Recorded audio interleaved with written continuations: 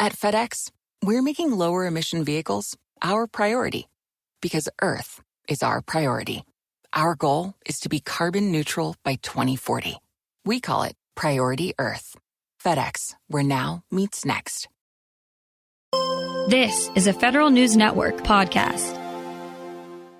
In response to the pandemic, a nonprofit of business executives devoted to national security issues created a commission to examine how to improve federal emergency response. Their recommendations included broadening the definition of disasters to include pandemics and cyber incidents. Their president and CEO, retired CENTCOM Commander General Joseph Votel, discussed these recommendations with the Senate Homeland Security and Governmental Affairs Subcommittee on Emerging Threats and Spending Oversight last week. Federal News Network's David Thornton joins me now with what they heard and what they talked about. So, David, tell us about this commission. What are its latest recommendations?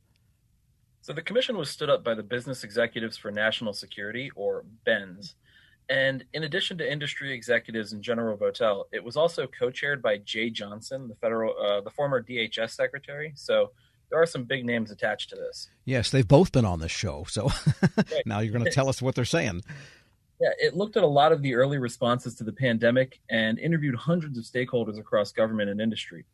And they started out by looking for a new model of emergency response. But what they found instead was that the current model is good. There are just some kinks in the execution.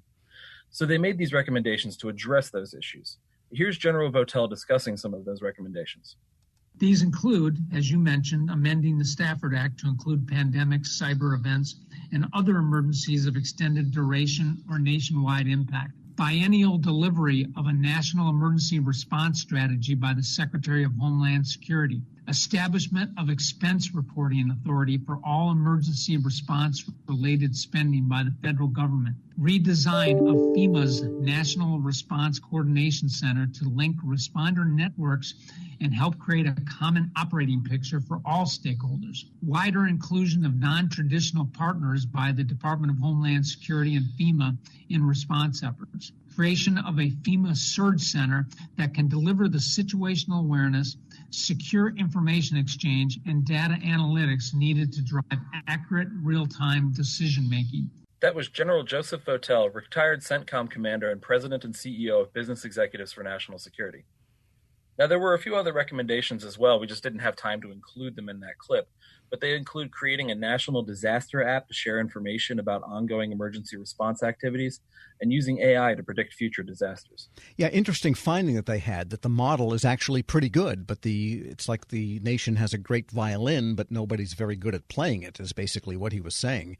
At the same time, They want to increase it and make it into a cello.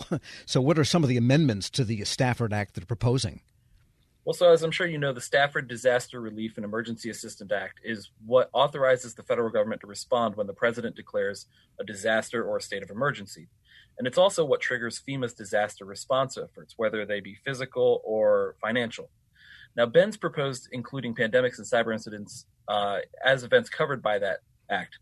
But Votel noted during his testimony that while FEMA and DHS were eventually brought into the response efforts to the pandemic, the initial reaction focused on the medical nature of the event and prioritized response through the Health and Human Services Department. Here's General Votel discussing what FEMA brings to the table in these solutions.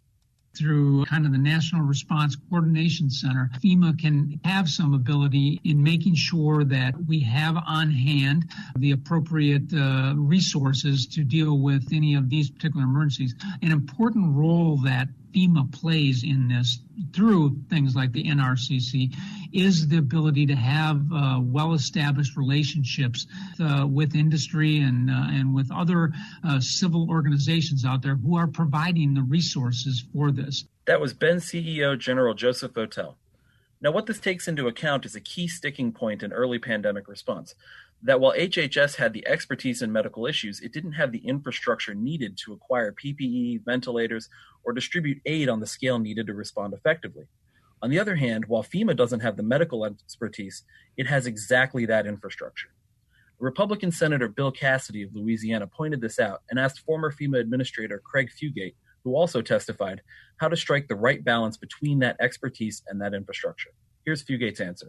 It's going back to FEMA's classic role, Senator. FEMA's a support agency. They're not the lead agency. They support governors in most disasters, or in the case of a lead federal agency like HHS, where HHS is in charge of the response. But FEMA has a convening power. It has tools under the Stafford Act. It has capabilities to support that. It wasn't much different than our role in supporting the Center for Disease Control during Ebola. We didn't take over that response, but we sent teams in to help CDC staff. That was former FEMA Administrator Craig Fugate. So the amendment to the Stafford Act would bring FEMA into that support role earlier on and clarify the role as supporting the agency that actually leads the federal response. Interesting. We've been hearing updates to FEMA with every disaster for probably since the last 25 years. I mean, even going back to Hurricane Katrina and before that, FEMA has been cited. Well, where were you? And in many ways, people forget that FEMA originally was an economic response agency. It was there to write the checks. It was a second responder. But over the years, in the 25 years since all of that time, it has evolved into a first responder at a national level. And so this seems to take that a step further. Not that it's ever been FEMA's fault. It's just that it's always a step behind its in authority of what the nation needs of it. And so, David, what are some of the other forms FEMA's support role would take if that definition of disaster is expanded in the Stafford Act the way the Benz Group is recommending? Well, one of the things that was focused on fairly heavily was an overhaul of FEMA's National Response Coordination Center. Benz proposed using it to build a better network of first responders and civic organizations, as well as less traditional organizations like businesses that want to assist but don't have a clear path to offer or coordinate that assistance. That was apparently another big sticking point in the early pandemic response. And part of that would also involve more coordination with the National Strategic Stockpile. There's a need to understand exactly what essential resources and supplies need to be in that stockpile. And those resources and supplies often have shelf lives, so there needs to be more coordination with the vendors that supply them. One thing that was proposed was a contract structure that would be issued before a crisis even begins. The government would pay a nominal fee to vendors to hold capacity and capabilities until the government actually needs them in time of crisis. Again, this primarily comes down to taking advantage of FEMA's role as a support agency, coordinating resources and responses to crises, while allowing the agencies with expertise to actually lead. Interesting. I've heard a lot of people that we've interviewed in the weeks and months since the pandemic has started, and they all say, well, that national stockpile has to be there because here we were buying all these masks from China. But as you point out, and Ben's pointed out, these things do have half-lives. You don't want to be shipping 10-year-old cans of Dinty Moore beef stew that have started to expand because they're going bad. And so what do you stockpile? I guess that level of detail didn't come up, but it's what you stockpile and then figure out how to turn over the inventory, I guess, is what they're trying to convey here. That's exactly what they want FEMA to start managing. All right. Well, let's see if they listen. Federal News Network's David Thornton, thanks so much for that report. Thank you, Tom. Check out his story at federalnewsnetwork.com. We now bring you a special presentation from our friends at WAEPA. Shane, thanks for joining us. Can you tell us about WAEPA and your new podcast? Mike, great to see you again. The podcast series, Lessons in Leadership, what we're trying to do is take a deeper dive, a different angle into the conversation around leadership with great leaders at all levels of government. Since the 1900s, leadership has been studied in a serious and academic way. Great man theory, the leader-follower theory, the inspirational leader, transformational leader, all of these are backward-looking development of styles, looking at an individual, figuring out how they did leadership, and then translating it into a form that we can use today to learn, to perhaps emulate, copy. But great leaders, they have more than one style. I truly think that a great leader can adapt and transform into the role that's needed at that time. So what we're trying to do is talk to great leaders and go a level deeper. Tell us about a story in your past. Tell us an inspiration that really affected your ability to lead others. And this certainly applies in the federal space. The federal government, it's over 2 million employees. Great leaders are throughout the federal government, both at the top and the middle ranks. And what we want to do is ask them to pull inside their memory, pull inside their personal history, find those moments in time when they were changed, they were inspired, they learned something about leadership from another person, perhaps it was from themselves, and they brought that to the workplace, and they inspired others and became great leaders. So that's what we're trying to do with the podcast. Okay, so I get that you wanted to start with leadership, but what makes leadership such an important topic right now for federal workers? Great question. Leadership today is tested like never before. Today's, if I had to put a leadership style, if I had to put names to it, we hear about empathetic, we hear transparent, we hear inspirational. So today we have COVID, we have a down economy, we have people, we have social injustice that we're dealing with. There are many new factors. And it's drawing like never before on a leader's ability to pull from within themselves and adapt to the current change. So leadership today is almost brand new again. We're taking all kinds of different styles, attributes, learnings that leaders have. They're looking at the current situation that we're in and understanding, how do I move groups of people? How do I move my employees? How do I inspire? How do I get them to the next best place? So I think leadership today, this conversation is extremely relevant, perhaps more relevant than it's been in several decades. You know, we talk about an employee's personal route to growth, but what role does the management side have in this? I think in the federal government, it's a little bit different than it is in the private sector.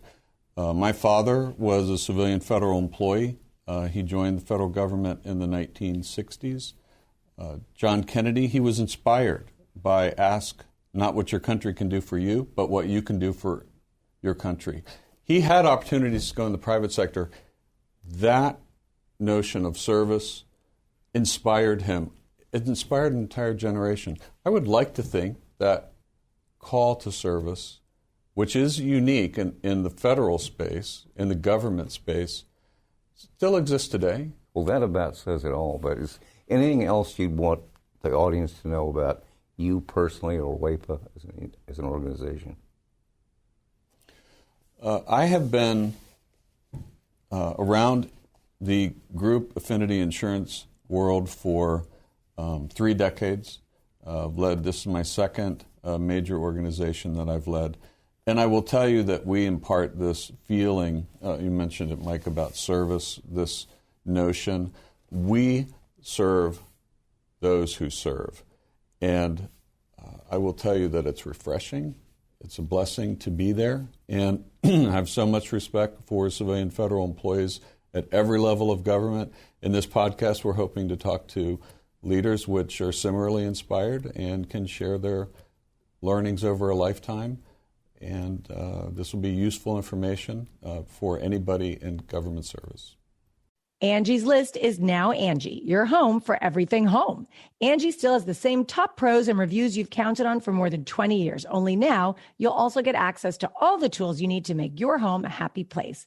Inside, outside, big or small, Angie helps you find the right solution for whatever you need done, all from your phone. It's simple to find upfront pricing and instantly book hundreds of projects. You can even search pricing guides to see what others paid for similar jobs and easily compare quotes from top local pros to make sure you're getting a fair price. From lawn care to repairing the AC to the project of your dreams, Angie has your home projects handled from start to finish. Plus, when you book and pay through Angie, they'll cover your project up to the full purchase price plus limited damage protection with their happiness guarantee. Make your home an Angie home. Check out Angie.com today. And for more on the happiness guarantee, go to Angie.com/happiness-guarantee.htm. The rich and powerful want us to think the economy is a line on a stock market ticker. That's wrong. The economy is powered by us. It's what we create, what we buy, what we need. President Biden has proposed bold public investments in jobs and families, but more is needed. We need housing, healthcare, caregiving, action on the climate crisis, and millions of good-paying jobs. This is our moment to finally unlock prosperity for all of us. For more information, go to prosperus.org. That's prosperus.org.